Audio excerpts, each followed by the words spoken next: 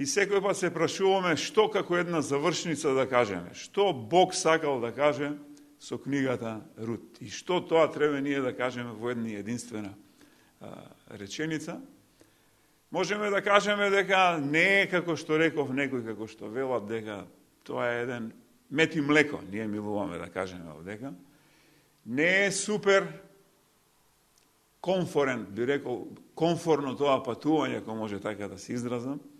Не е супер А класа сега у новите авиони, не е ниту некој западен автопат или познатите или италијански аутостради, каде што не се чувствува, би рекол, возењето, све е направено, сите елементи се во функција на човекот да му го олеснат едно такво патување.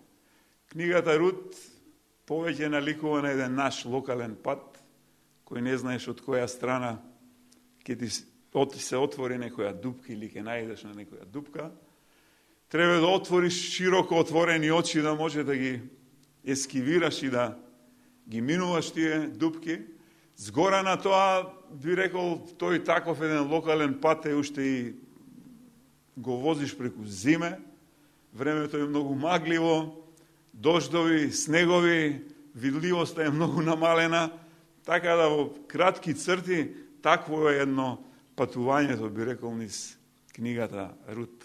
Полна е со некакви неизвестност. Целата книга, како завршуваат одредени фрагменти, така не оставаат, би рекол, без некоја сигурна надеж. Иако, како ги одминувавме, гледавме дека повторно ќе кажам, Бог има во се ставено рака и дека се врви кон добро.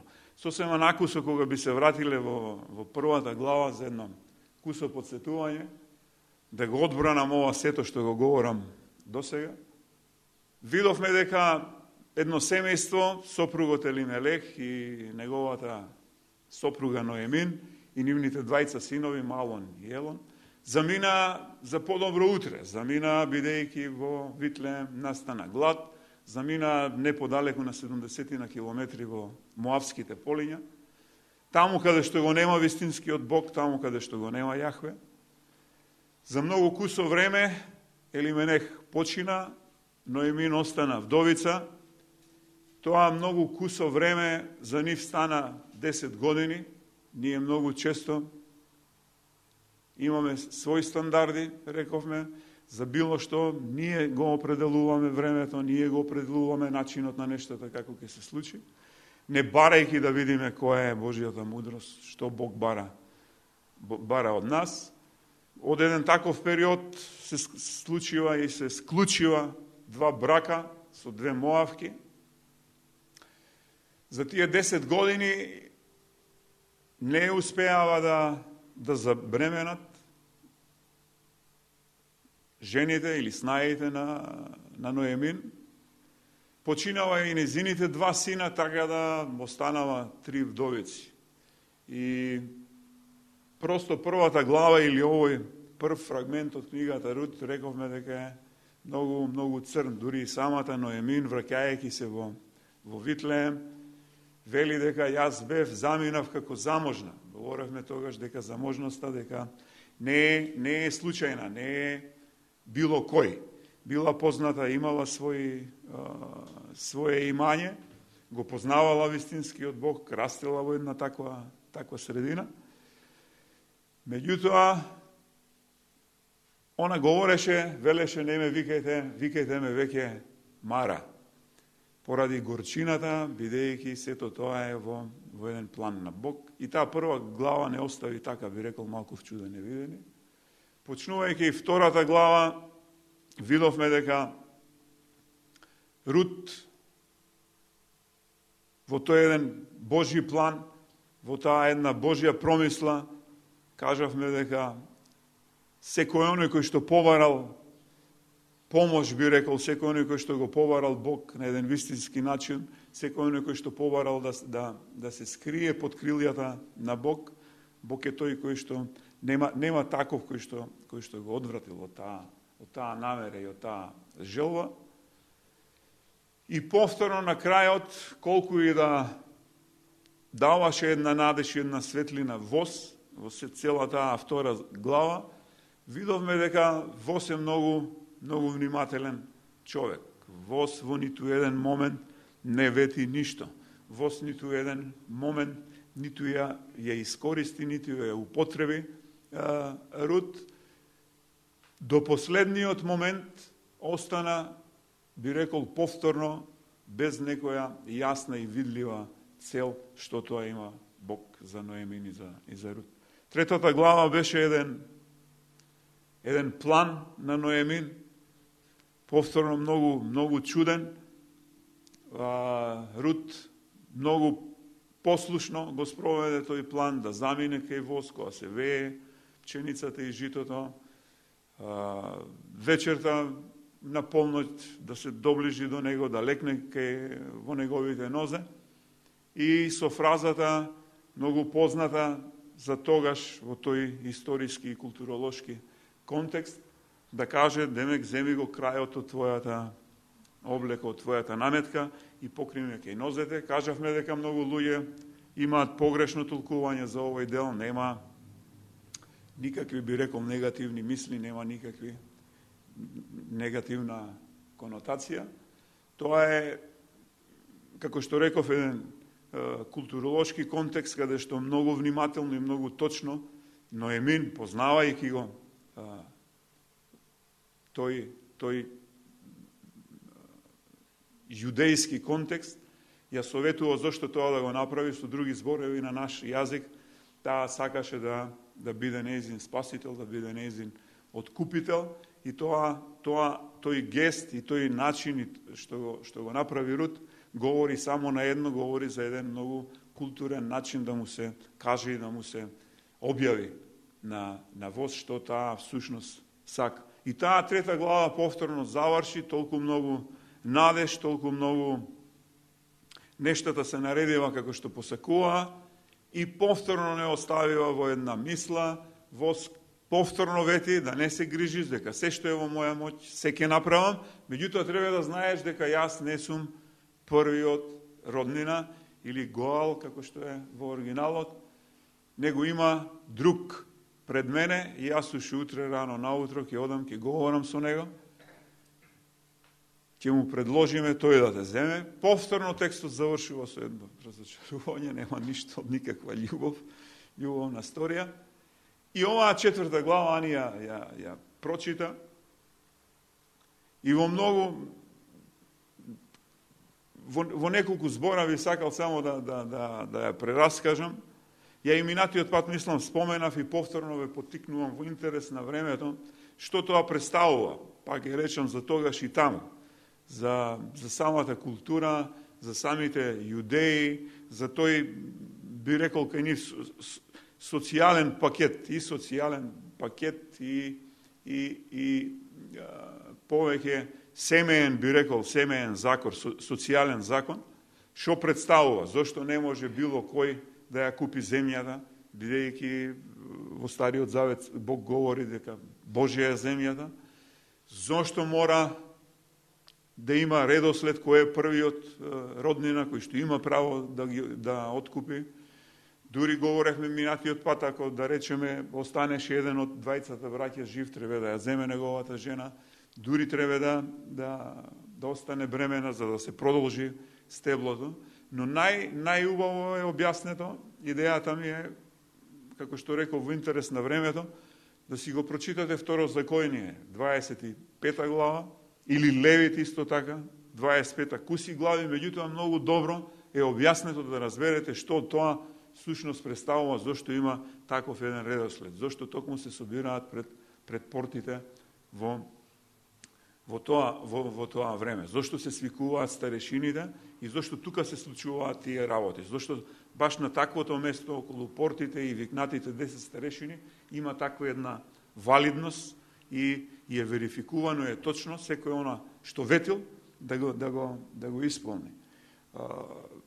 Идејата е тука многу интересна, бидејќи Воз уште са бајлето се вели застанал таму, ги свикал 10 старешини, седнале на портите, знаејќи дека ќе помине од тука, тој кој што е првиот роднина, На поминувањето го викнал, му кажал, од текстот гледаме дека му вели Ноемин, која што се врати од Моавските полиња, тој значи многу добро повторно ни се повторува дека знаат за кого станува збор, дека Ноемин не е случајна во целата оваа приказка, не е жена која што не е позната во Витле и во Јудеја, ниту пак нејзиниот маж, бидејќи вели Елименех, нашиот роднина.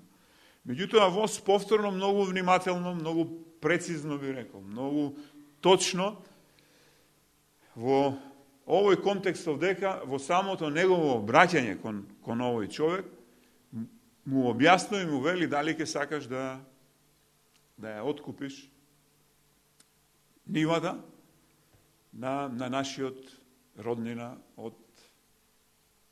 од неговата сопруга. Гледаме дека овој безимен човек вели веднаш дека се согласува и без никаков проблем дека ќе ја откупи таа нива. Вос тука става една запирка, вели во ред, меѓутоа ќе треба да ги откупиш и нивите од Рут Моавката, бидејќи таа е сопруга на Малон, наша крв, наши роднина, преку нашиот роднина Елимелех. И не само тоа, бидејќи и братот е починат и бидејќи се бездетни, законот не обврзува, ќе треба да ја земеш и Рут за своја сопруга. Овој безимен човек, и јас така го нарекувам, во моментот вели дека се откажува. Не сака да влезе во еден таков договор, не сака да ја откупи. Вос му вели, ако не сакаш ти да знаеш дека нема други кои да го направат тоа кои што се обврзани, после тебе сум единствено јас. Тој му вели, може слободно да земеш ти, да го откупиш имањето и да ја земеш Рут. Така и вели Вос, јас се согласувам да ги откупам, да го откупам имањето, да ја земам Рут за своја сопруга и на крајот гледаме, ако даде Господ, дури Господ да им даде да таа зачне, дават споредба како со Лија, и да се продолжи семејното стебло и да се заврши таа една цела, би рекол, и како што реков, и културолошка и социјална состојба. Интересното е, многу размислува што од овој текст, што оваа вечер да говорам, и овој текст го насловив како карактеристиките на еден вистински спасител. Какви карактеристики треба да има еден вистински спасител? И сакам прво да кажам дека во овој текст ќе се осврнам многу накусо дека има тројца спасители. Гледаме во текстот и би кажал само многу кратко по 2-3 збора за секој еден од тие спасители и ќе се задржам како што сум го ја насловил оваа моја вечерашна беседа, кои се тие карактеристики што ги има оној вистински спасител, вистински гоел, како што го нарекуваат јудеите. Првиот спасител можеме да видиме дека е овој безимен човек. Колку може да биде спасител, ја дури викам дали воопшто човек да му одвои вакво време и да говори за него, од проста причина тој по целиот социјален, би рекол, ред, тој е првиот спасител, тој е првиот роднина. Тој ја има обврската да ја откупи, како што и Вос го запазил тој ред, без да го рипне, го чекаше и му е понудено. И можеме да видиме од текстот дека тој веднаш се согласува, дека ќе ја откупи, дека ќе го откупи имањето и дека се што треба ќе направи. До моментот кога му се каже дека ќе треба да ја откупи, не е толку пречката во откупувањето на имањето. Пречката доаѓа кога треба да ја земе Рут за своја сопруга и да може и да треба да го продолжи тоа семејство или таа лоза. Интересното е што многу често се прашуваме и ние денеска, велиме дека во црквата сме како, него семејство. И многу пати Библијата не случајно говори и прави една аналогија на црквата како семејство. И јас на почетокот реков, на вистина, од се срце се радувам да си дојдам дома. И многу пати сум говорел од амвоното овдека дека за сите мои проблеми и радости во животот, јас сум ги споделувал, бидејќи ова е моето семејство. Многу повеќе се гледам со вас, отколку што се гледам со мојата мајка и со мојот брат, со оние крвни, би рекол, роднини. Многу повеќе радости и маки и тегови сум споделувал со вас, и сум тропнувал и сум се јавувал на вашите врати, и сум добивал некакви и одговори, и помошти, се она што ми било потребно. Ова го говорам, бидејќи овој роднина ми наликува како на овие мои, би ги нарекол, крвни роднини. Од причина додека се има интерес, материјален интерес, нема никаков проблем. Се ќе направиме, се ќе откупиме. Кога ќе треба да се тој финансиски, он самиот вели тука, нема да можам да го купам целиот имот, нема да можам да ја земам Рут за своја сопруга, бидејќи си го нарушам и ќе изгубам од мојот имот. И на почетокот кажав дека овој безимен човек, не знам и дали вреди да му се одделува некако внимание, бидејќи сите важни луѓе во Библијата имаат свое име. Многу малку во Библијата ќе сретнете луѓе како овој кои што се безимени, ја верувам не случајно е остаен таков, без никакво име, бидејќи не заслужува некаква посебна, да му се одвои некакво посебно време. Вториот спасител, тој е воз. За воз, уште во втора глава, кога се појави, реков, на сцената, напомнав тогаш дека до крајот, до завршетокот на книгата Рут, на сцената ќе има тројца луѓе. Тоа ќе бидат Воз, тоа ќе биде Рут и тоа ќе биде Ноемин. И видовме дека цело време се одвива околу нив. Околу нивните карактери, околу нивните улоги што тоа они прават, околу нивните размислувања во однос на Бог, во однос на едни меѓу други. И затоа реков, книгата е пребогата и книгата е преубава и верувам дека многу нешта ни откри Бог преку разгледувањето и толкувањето на книгата Рут. За Воз што да кажам? Воз во една прилика исто така кажав дека секоја една девојка, секоја една жена само би го сакала да има сопруг како Воз. Од првиот момент Воз е многу внимателен. Од првиот момент преку целата оваа сторија го гледаме дека сето она што го ветува, ќе видиме до крај дека го исполнува. Гледаме еден Божи човек кој што е вистински посветен на Јахве. Од друга страна, многу пати велам дека тоа е примерот, тоа е урнекот на еден вистински христијанин. Тоа е, би рекол, сликата за секој еден од нас да може да го земеме како пример, да можеме да учиме од еден таков човек, бидејќи на крајот од краиштата, сите ние кои што се нарекуваме христијани, нема како а да не бидеме одговорни луѓе, нема како а да не бидеме точни луѓе, просто не ми оди христијанството со сето поразлично од тоа, кој ќе речат, не точни, не одговорни и да не ги набројувам. Може се прашувате кој е третиот спасител, и тоа во крајот на втората глава, мојата идеја беше се до овој момент, вечерашен, да не откривам дека фактички третиот спасител е самиот Исус Христос. Се до овој момент имав идеја да ја држам во тајност, да кажеме, дека Воз е преобраз, дека Воз е еден лик, еден образ и подобие на Исус Христос. Меѓутоа и тоа пастор Гошев во една прилика кога стана го каже, па ја му рекол: "Зошто кажуваш, молчи сега." Ја го планирав вечерва да го кажам.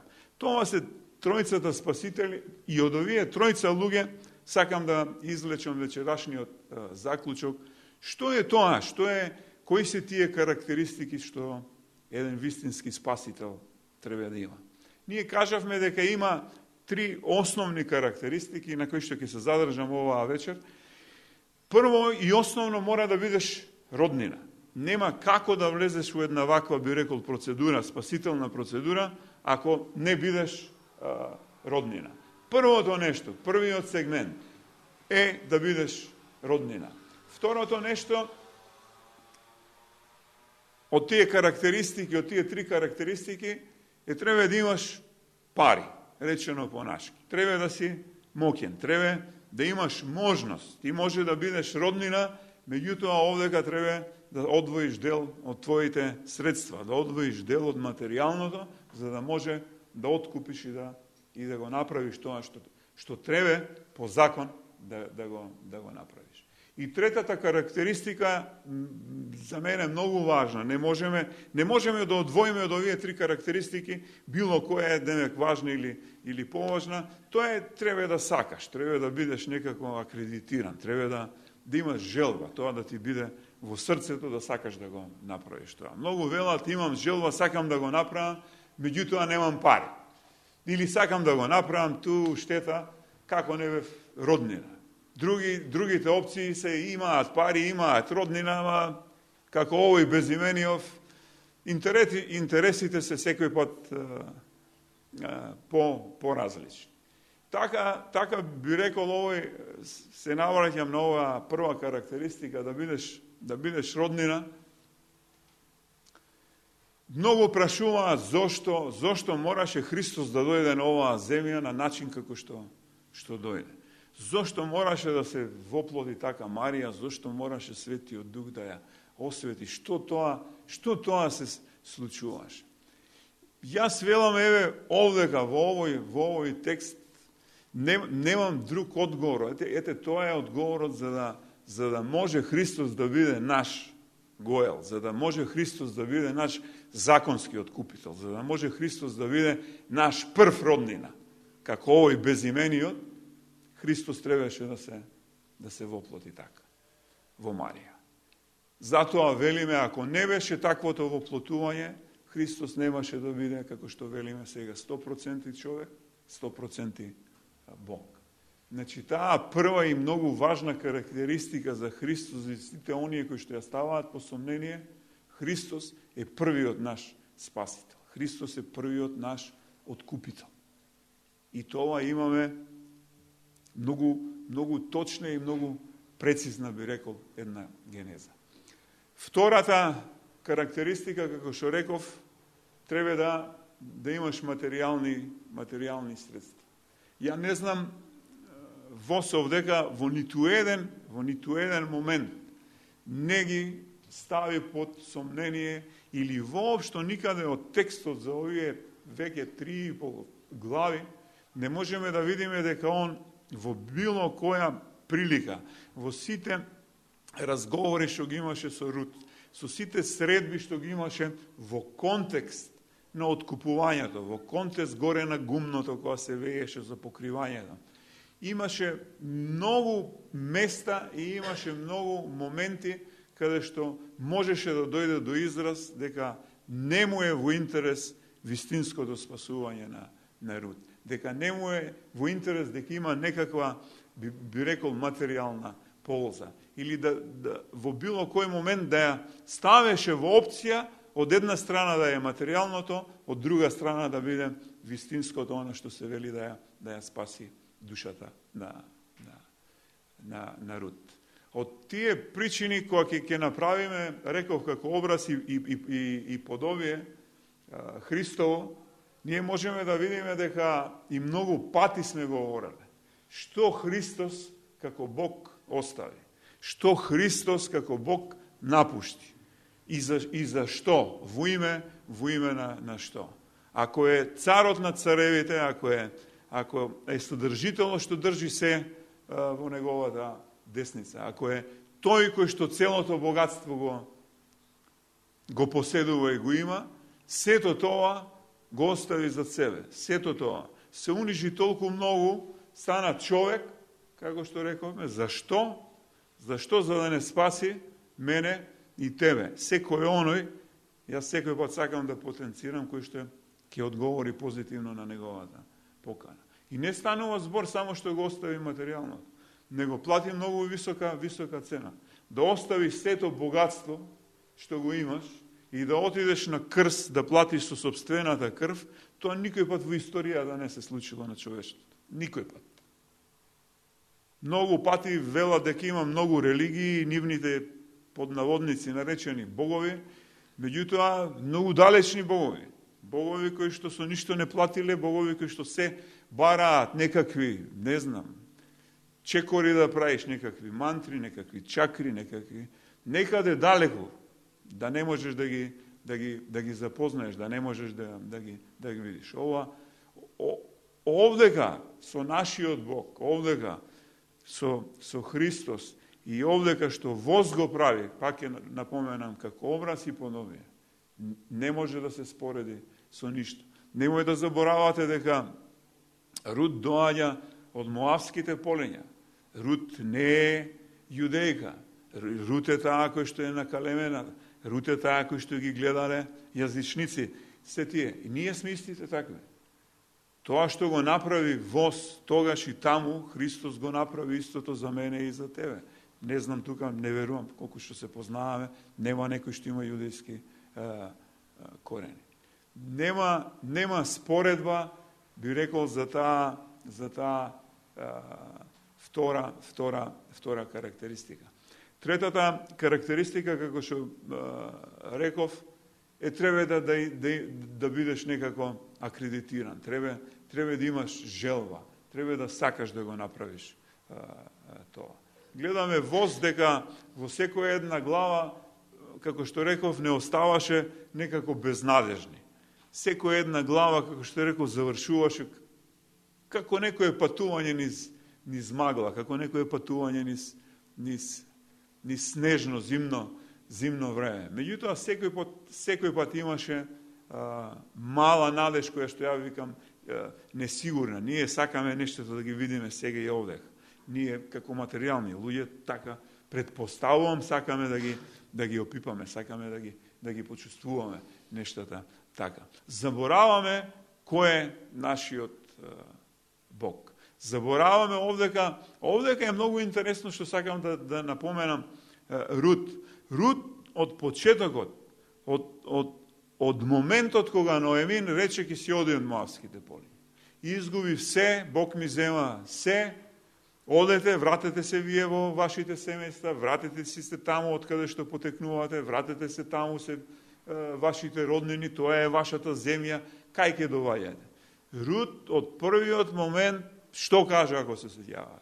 Таму каде што ќе одиш ти, таму ќе одам и јас. Твојот Бог ќе стане мој Бог. Таму ти кај што ќе починиш и ќе завршиш, јас ќе одам до смрт. И ја кажав и тогаш, тоа е на ново раѓање. Тоа е еден вид правење чекор. Тоа е осознавање да тргнеш по патот на вистинскиот Бог. Ова го говорам од причина, бидејќи во ниту еден момент не можеме да видиме кај Рут дека има некакво каење за чекорот кој што го направила. Во ниту еден момент не можеме да видиме дека Рут се обиде да го изневери или се обиде било што да направи што не е во културата, што не е би рекол исправно во контекст на морално и на етички. Воз говореше дека Рут била млада жена, дека имало многу мажи кои што ја забележале. Говоревме дека разликата во години е голема помеѓу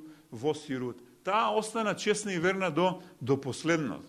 Иако, како што реков многу пати, не можеме да ги видиме нештата во дадениот момент. Бог е тој кој што ја има еднината во своите раце. Бог е тој кој што гледа што ќе се случи, меѓутоа Бог па на крајот од краиштата го има најдоброто за секое едно негово чедо. Рут до последниот момент, сакам да кажам, остана верна и остана честна. Јас и за Рут во еден момент говорев дека ние како мажи, човек само би посекал да има жена, да има сопруга како што е Рут.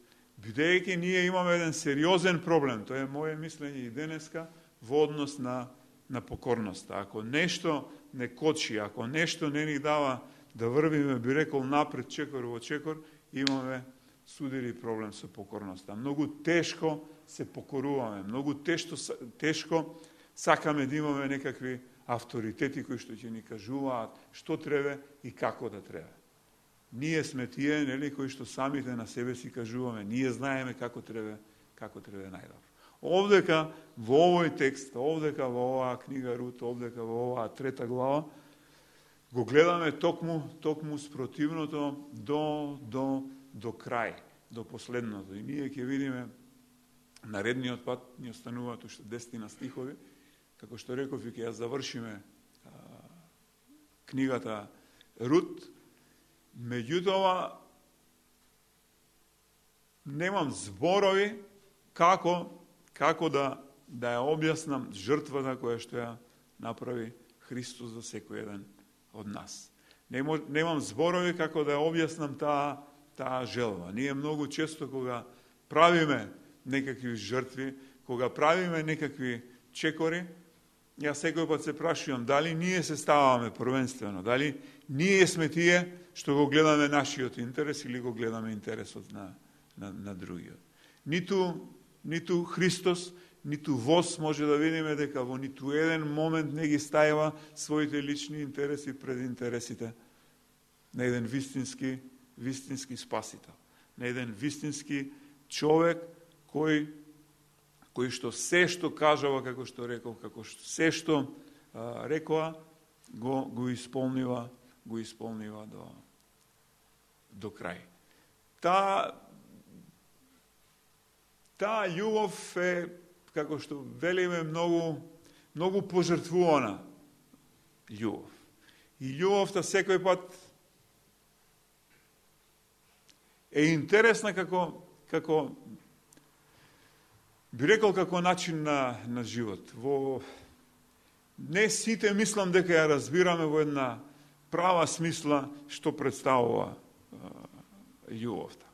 Не сите мислам дека ја разбираме во еден вистински контекст што представува тоа да љубиш некого.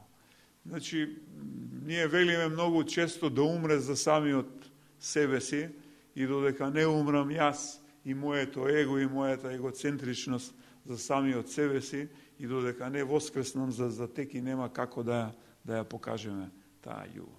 Овдека Христос, затоа велам, Христос и воз го покажава токму тоа. Тоа е таа трета карактеристика која што од дното на душата, би рекол, до последно. Без разлика, многу е важно, многу често и скоро говоревме со теки. Многу е интересно да речеме да љубиш некој во околности кои што тебе ти одговараат. Многу е лесно да сакаш и да се жртвуваш за луѓе, меѓутоа кога околностите ти се подредени по твој тертип, по твој мерак. И тогаш ние многу лесно љубиме, многу лесно сакаме, многу лесно жртвуваме. Меѓутоа многу е тешко кога ќе се сменат околностите. Многу е тешко да љубиш и да сакаш и да се жртвуваш во околности кога не се по твоја волја. Многу е тешко да се жртвуваш и да другиот биде пред тебе во околности кога тебе околностите многу не ти се наклонети. Кога околностите многу не се такви како што ти ги посакуваш. Тога се гледа вистинската љубов. Овде, како се вратиме повторно сега да направиме една ретроспектива, ќе видиме дека сето она,